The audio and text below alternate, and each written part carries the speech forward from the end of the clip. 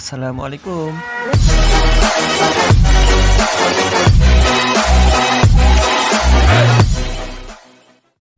Yep. Hi guys.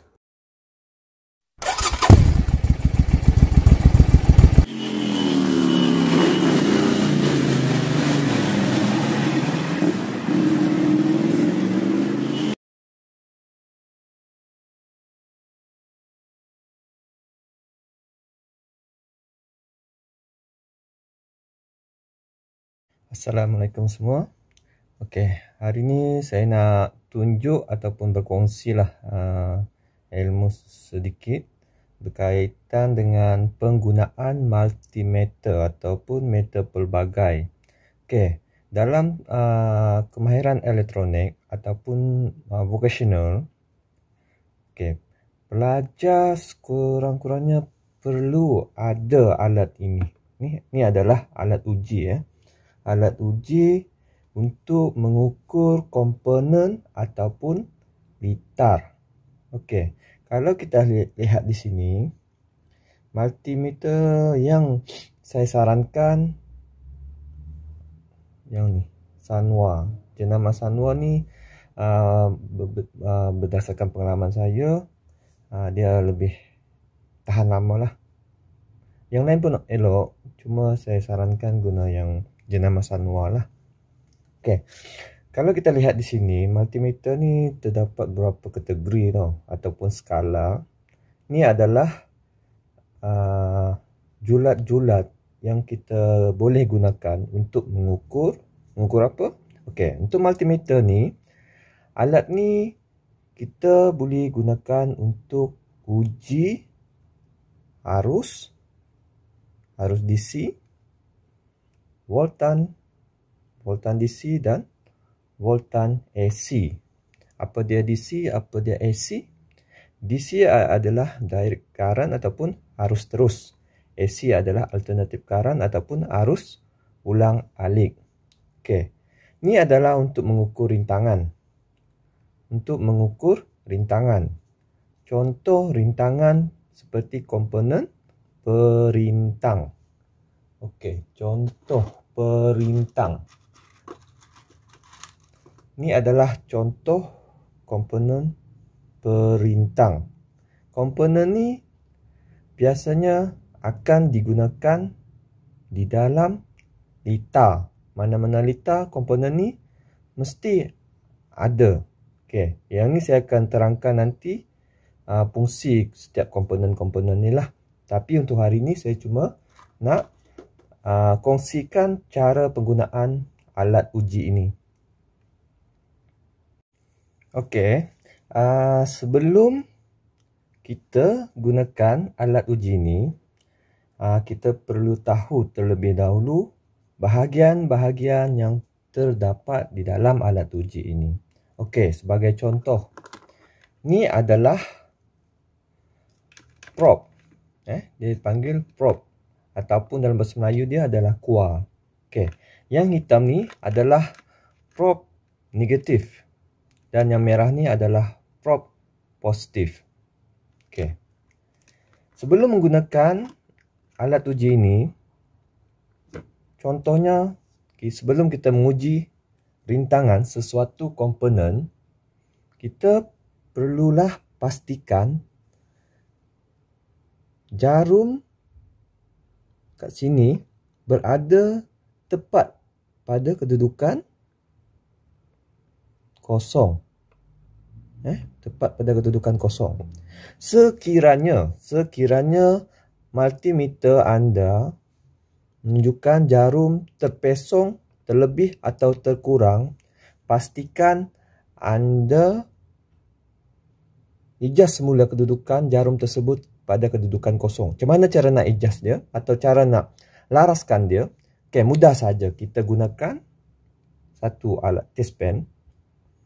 Okey. Kita sentuh kat sini. Kita just pusing dia. Pusing.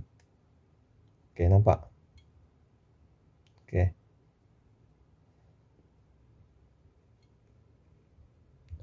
Okey. Pastikan jarum tersebut tepat berada pada kedudukan kosong.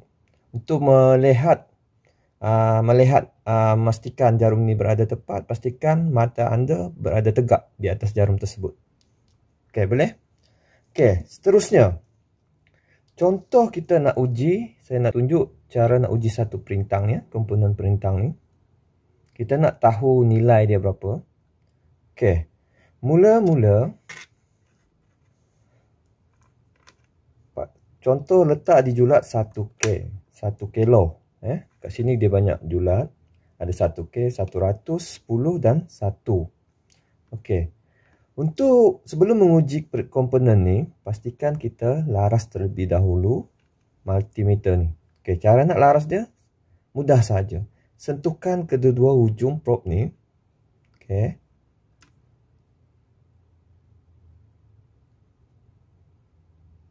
Dan pastikan jarum berada tepat pada nilai kosong. Okey, macam mana kita nak pastikan, nak adjust dia berada pada titik kedudukan kosong? Mudah saja. Kita guna yang ni. Ni fungsi untuk laraskan kedudukan jarum tersebut. Okey. Contoh, bila kita dah sentuh macam ni. Okey.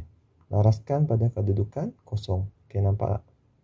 Okey, sekarang dia dah berada tepat pada keadaan kosong. Okey, bila dah tepat berada pada kedudukan kosong, barulah kita boleh menguji komponen perintang ini.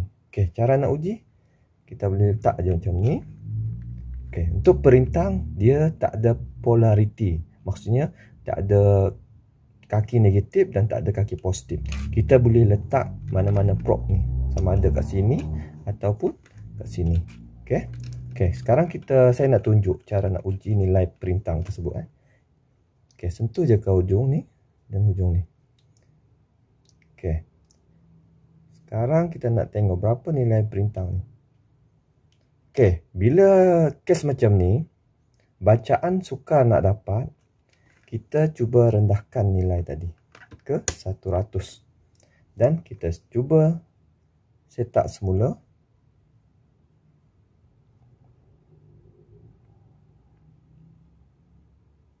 Okey. Lepas tu kita uji semula. Okey, sekarang kita dapati bacaan mudah dah untuk dibaca. Okey, maksudnya julat yang kita pilih adalah tepat. Okey. Kalau diperhatikan kat sini, julat berada pada kedudukan darab 100 dan jarum berada pada kedudukan berapa? 2. 2/2. Okey. 2/2 darab dengan 100, kita akan dapat jawapan berapa?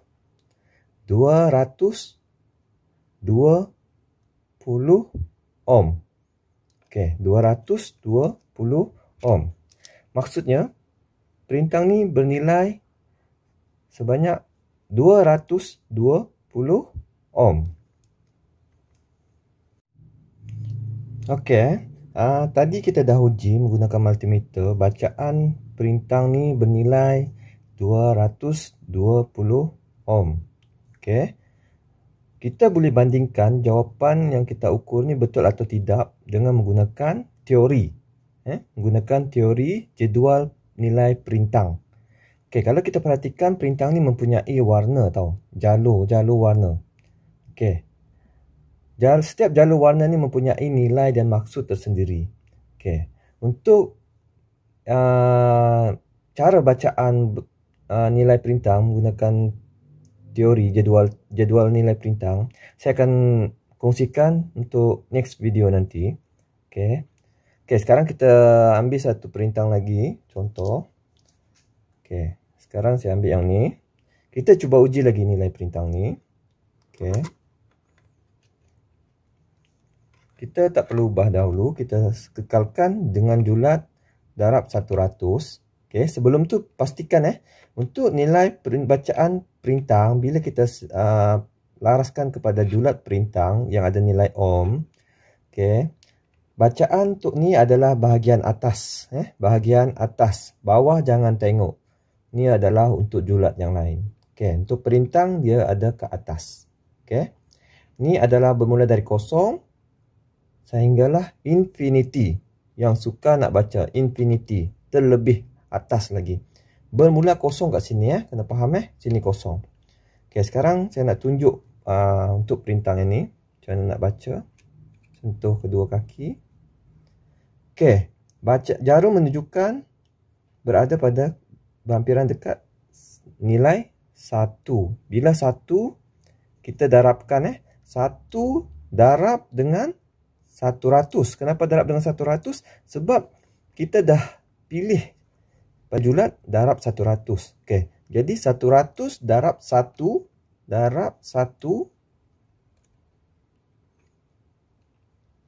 adalah bersamaan dengan 100 ohm. Okey, boleh faham? Okey, sebelum saya tamatkan sesi perkongsian ini, okey, saya ingin maklumkan ataupun kongsikan terdapat beberapa kesilapan yang pelajar sering lakukan apabila melakukan pengujian ke atas perintang ataupun melakukan pembacaan nilai perintang menggunakan meter pelbagai analog.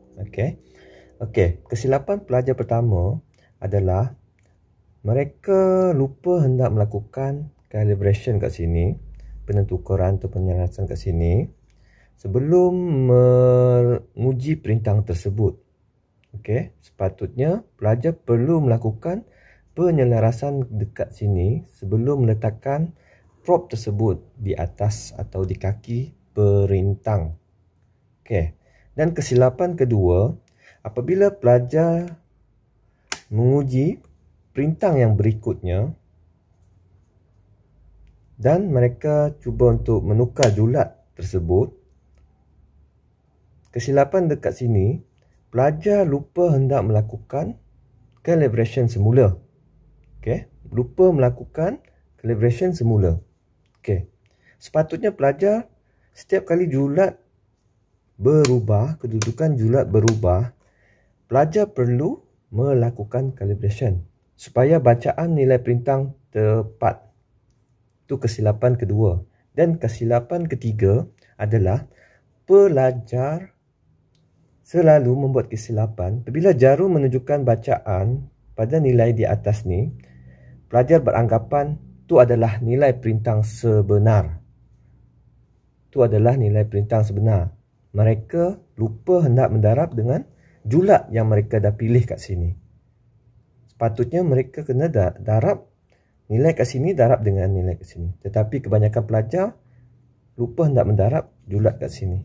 Itu adalah 3 kesilapan yang sering pelajar lakukan apabila melakukan pembacaan nilai voltan ataupun pengujian nilai pembacaan nilai perintah ataupun pengujian nilai perintah, komponen perintah. Okey, kita jumpa sesi next video. Assalamualaikum. Okey, tadi adalah sedikit tutorial cara menggunakan multimeter analog untuk pengujian perintah. Kita guna julat untuk rintangan.